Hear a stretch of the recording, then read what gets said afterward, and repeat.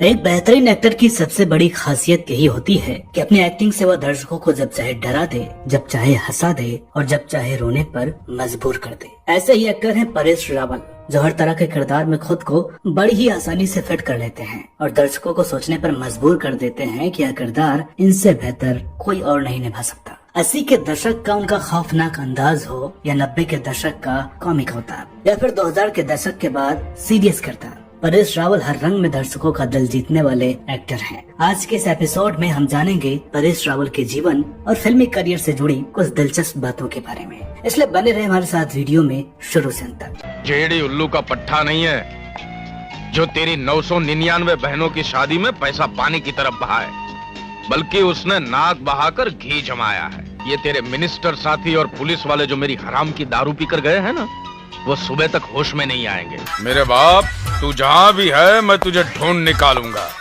चल चुप, बाप के दिने ये सरस्वती के मंदिर में बैठकर रति की पूजा करना, ये तुझे शोभा देता है? ओ भाई साहब, ओ जी कच्चा ले लो। नहीं चाहिए। अरे कच्चा ले लो, बड़ा ठा कच्चा है, ले लो। वो पहन के उड़ जाओगे नहीं फटेगा, पहन के लड़ जाओगे नहीं फटेगा, पहन के कुतुब मीनार चढ़ जाओगे नहीं फटेगा, और कुतुब मीनार से नीचे कूद जाओगे आपका सब कुछ फट जाएगा, कच्चा नहीं फटेगा। बम्बई की पुलिस से भैया मुझे बहुत डर लगता है। डंडा उठा उठा के मारती है। मैं मौत से नहीं डरता हूँ, बम्बई पुलिस से डरता हूँ बस। वो 20 लाख के पास टैक्सी रिक्शा का पैसा नहीं, जैसा चल के आएगा। मस्त जोक मारा रे, ये हंस रहे हलकट हंस। हाँ। कहाँ तक पढ़े हैं आप?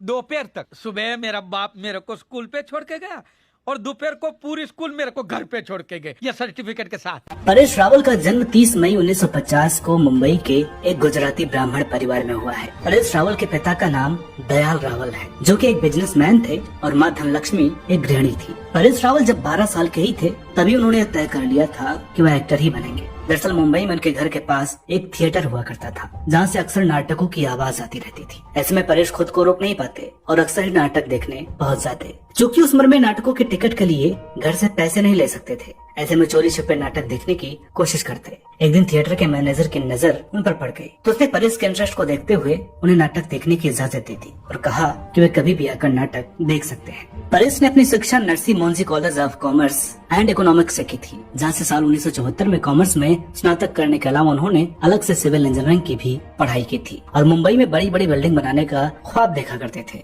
कम लोगों को पता होगा कि फिल्मों में आने से पहले परेश रावल ने बैंक ऑफ बड़ौदा में कुछ समय तक काम भी किया है, लेकिन जल्द ही उन्हें इस बात का अंदाजा हो गया कि वे एक्टिंग के लिए ही बने हैं और बैंक की नौकरी ज्यादा समय तक नहीं कर पाएंगे। परेश रावल अपनी पढ़ाई के दौरान ही थिएटर से जुड़ गए थे और नौकरी छोड़ने के बाद पूरी तरह से थिएटर करने लगे थे। परेश रावल ने अपने करियर की शुरुआत 1982 में गुजराती फिल्म नसीबनी बलिहारी से की थी। हिंदी फिल्मों में रावल ने अभिनय की शुरुआत 1984 में आई फिल्म होली नाम की फिल्म से की थी, जिसमें उन्होंने एक सपोर्टिंग रोल निभाया था। परेश साल 1985 में आई अर्जुन और 1986 की नाम जैसी फिल्मों में नोटिस किए गए। इसके बाद उन्होंने कभी पीछे मुड़कर नहीं देखा और 90 के दशक के मध्य तक आते आते परेश लगभग 100 से अधिक फिल्मों में खलनायक की भूमिका में नजर आए। हालांकि इस दौरान वे सरदार और तमन्ना जैसी कुछ फिल्मों में गंभीर भूमिकाओं में भी दिखे थे। दोस्तों, परेश ने बतौर विलन दर्शकों को जितना डराया है, उतना ही कॉमेडियन के तौर पर हंसा कर लोगों को लोटपोट भी किया है। ढेरों नेगेटिव किरदार करने के बाद परेश ने कॉमिक किरदारों में भी काम करना शुरू कर दिया और साल 1994 में आई फिल्म मोहरा के लिए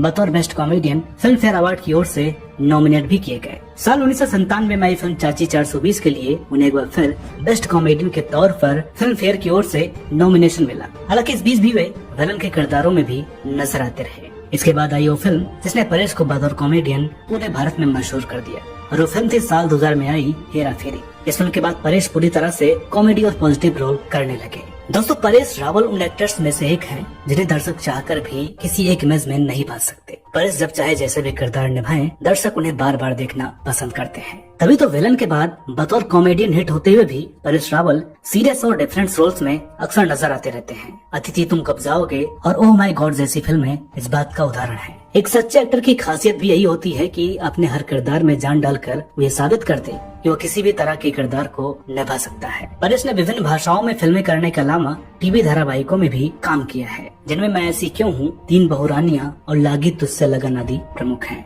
दोस्तों, कालजयी धारावाहिक रामायण में रावण का रोल निभाने वाले अरविंद त्रिवेदी तो आपको याद ही होंगे, जिन्होंने रावण की भूमिका से खूब लोकप्रियता बटोरी थी। अब आपको यह जानकर ताज्जुब होगा कि रामायण में रावण का किरदार जीवंत कर देने वाले अरविंद त्रिवेदी ने एक्टर परेश रावल के कारण रावण बनने से मना कर दिया था। इस बात का खुलासा खुद अरविंद त्रिवेदी की बड़ी बेटी कविता जी ने नवभारतटाइम्स.com से खास बातचीत में किया था। उन्होंने बताया कि जिस वक्त उनके पिता को रावण के रोल के लिए फाइनल किया गया, वह परेश रावल के फेमस प्ले महारथी का हिस्सा थे। दरअसल पहले उन्होंने सोचा था कि रावण का रोल 1-2 दिन का ही होगा, लेकिन जब उन्हें पता चला कि यह लंबा चलेगा तो परेशान हो गए। उन्हें लगा कि परेश जी के साथ महारथी की जो कमिटमेंट है वह टूट जाएगी। यह सोचकर अरविंद त्रिवेदी ने रामानंद सागर से रावण के रोल के लिए मना कर दिया। लेकिन जब इस बात का पता परेश रावल को लगा, उन्होंने खुद अरविंद त्रिवेदी से कहा कि रामायण में रावण का रोल लाइफ टाइम का मौका है, मैं अपने प्ले में आपका रिप्लेसमेंट कर लूंगा, आपको रावण का रोल जरूर करना चाहिए। साल 2014 में परेश अहमदाबाद लोकसभा क्षेत्र से भारतीय जनता पार्टी की तरफ से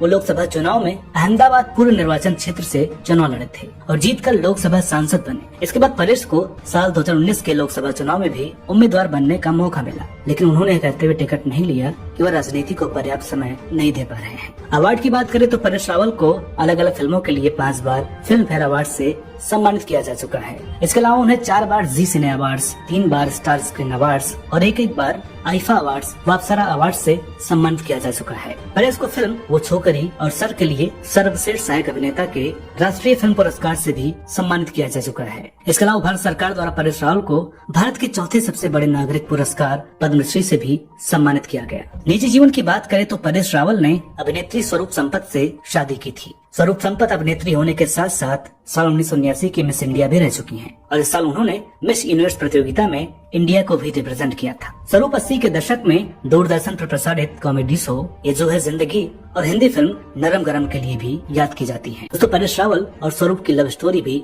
बहुत दिलचस्प है। परेश रावल ने 1975 में पहली बार स्वरूप संपत को देखा था और देखते ही अपना दिल हार बैठे थे। एक इंटरव्यू के दौरान परेश रावल ने बताया था कि स्वरूप संपत के पिता जी इंडियन नेशनल थिएटर के प्रोड्यूसर थे और मैं अपने कुछ दोस्तों के साथ एक बंगाली ड्रामा देखने वहाँ गया हुआ था, जहाँ मैंने पहली बार स्वरूप को देखा था और देखते ही मुझे उनसे मोहब्बत हो गई। वहीं पास बैठे मैंने अपने दोस्त से कहा, देखना एक दिन ये लड़की मेरी बीवी बनेगी। जिसके बाद मेरे दोस्त ने मुझसे पूछा कि पता है वो किसकी बेटी है, तो मैंने बोला किसी की भी बेटी हो मैं इसके साथ ही शादी करूंगा। दरअसल परेश रावल भी उस ग्रुप से जुड़े थे, लेकिन तब उन्हें पता नहीं था कि स्वरूप उनके बॉस की बेटी है। परेश रावल ने बताया कि उन्होंने इसके 2-3 महीने के बाद ही स्वरूप से कहा कि मैं तुमसे शादी करना चाहता हूँ, लेकिन मुझसे मत कहना कि पहले एक दूसरे को जान लेते हैं, क्योंकि मरते दम तक कोई किसी को नहीं जान सकता है। अपने इंटरव्यू में परेश रावल ने यह भी बताया था कि उस दिन के बाद से उनकी स्वरूप संपत से 1 साल तक बात नहीं हुई, लेकिन एक दिन बाद परेश रावल का ड्रामा देखने के बाद स्वरूप उनकी एक्टिंग पर फिदा हो गयी और खुद उनसे मिलने बैक स्टेज आई और परेश से पूछा, सुनो तुम्हारा नाम क्या है। इसके बाद स्वरूप संपत और परेश रावल की नजदीकियां धीरे धीरे बढ़ी